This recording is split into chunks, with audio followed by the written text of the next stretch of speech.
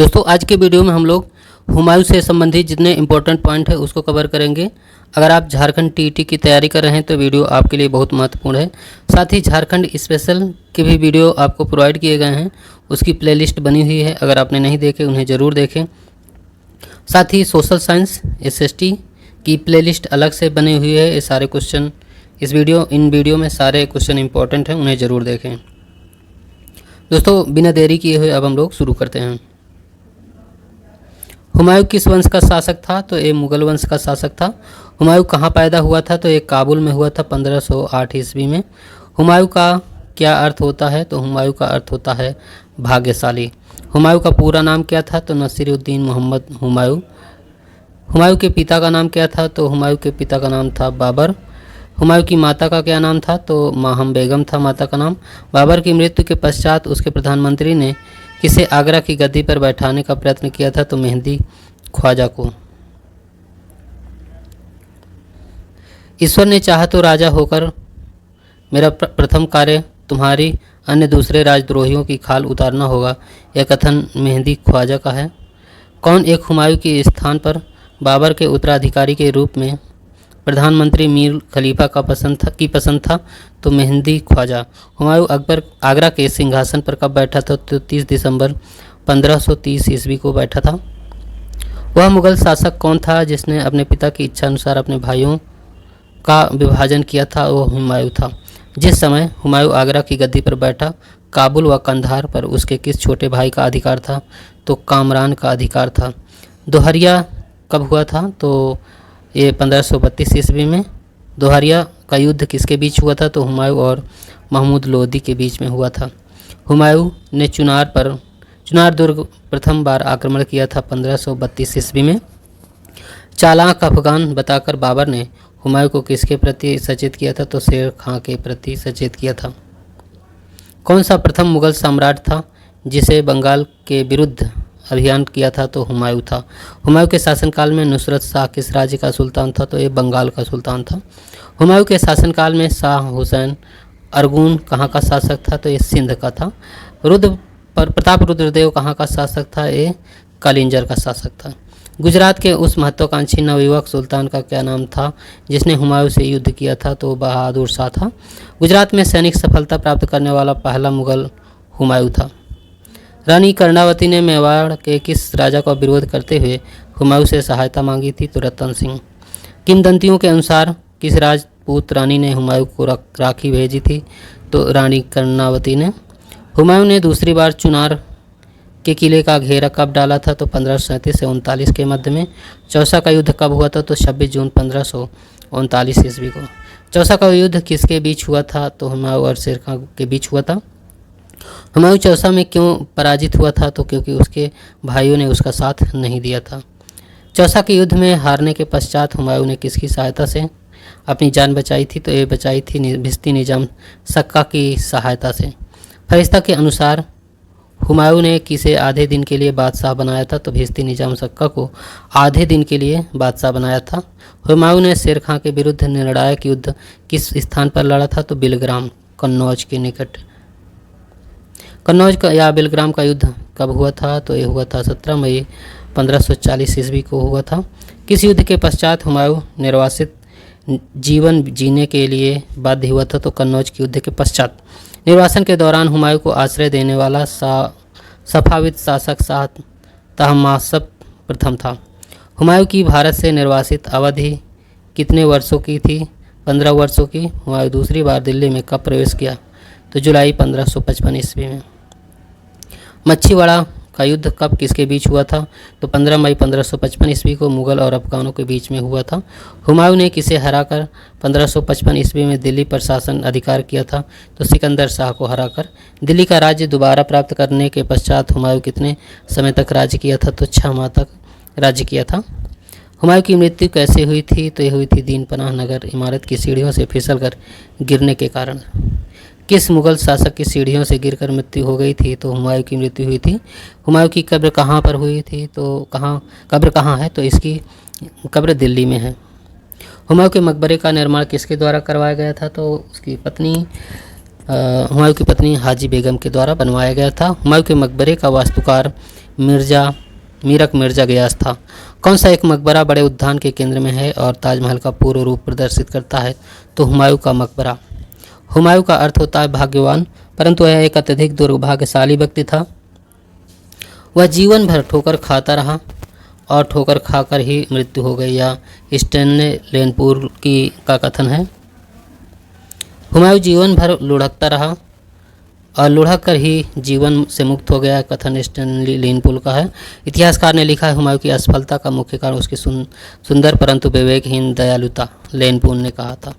समकालीन स्रोतों में कौन सा एक खगोल शास्त्र ज्योतिष शास्त्र के प्रति हुमायूं के अनुराग चित्रण है? तो कानून ए हुमायूनी।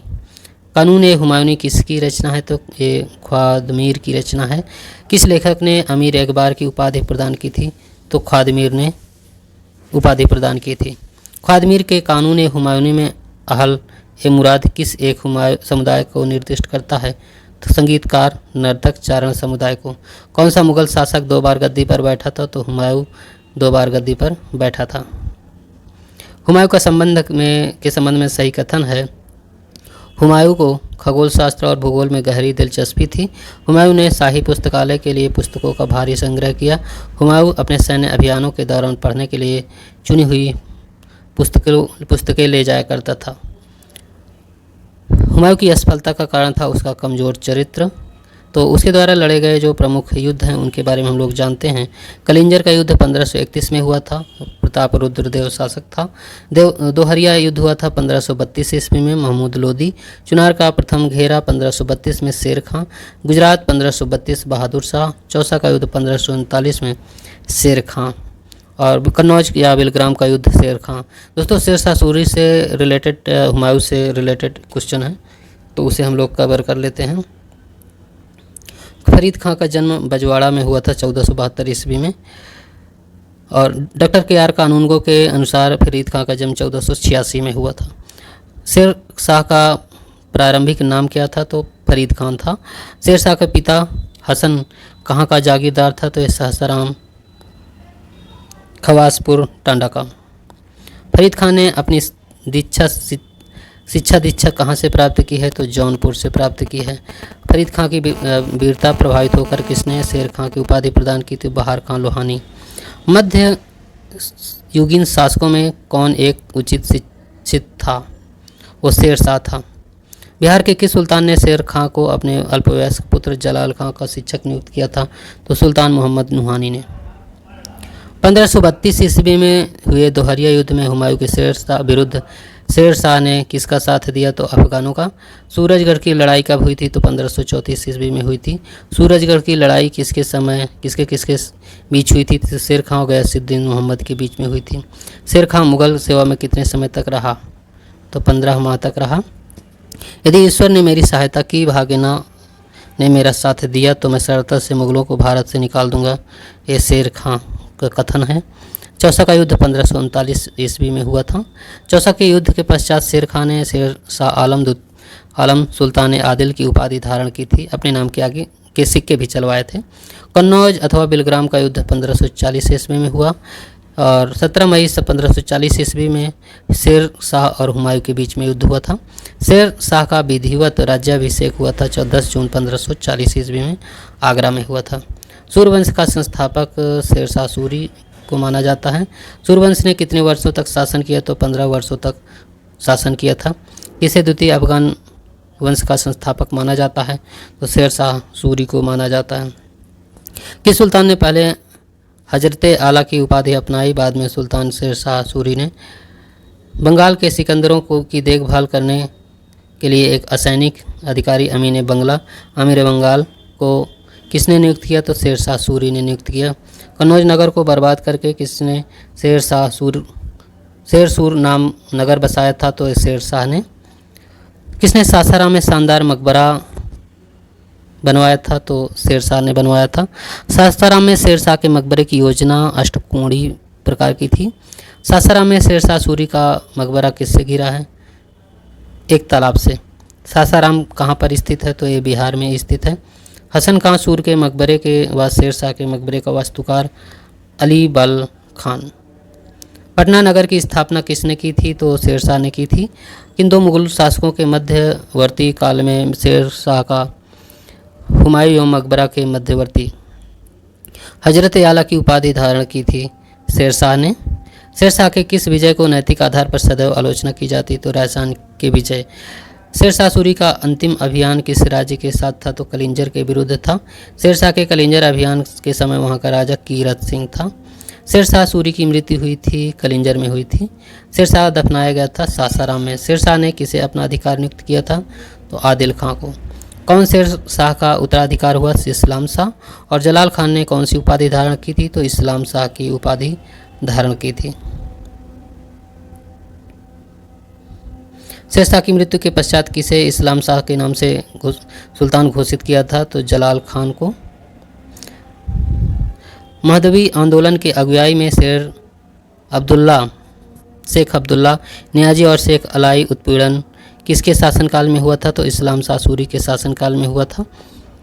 और किसने अपने सैन्य टुकड़ियों को 200, 500, 550 एवं 500 की इकाइयों में विभाजित किया था? तो इस्लाम शाह व सिकंदर शाह। मानकोट के किले का निर्माण किसने करवाया था? तो इस्लाम शाह ने। तो दोस्तों आज का वीडियो यहीं तक। पूरा वीडियो देखने के लिए बहुत बहुत धन्यवाद।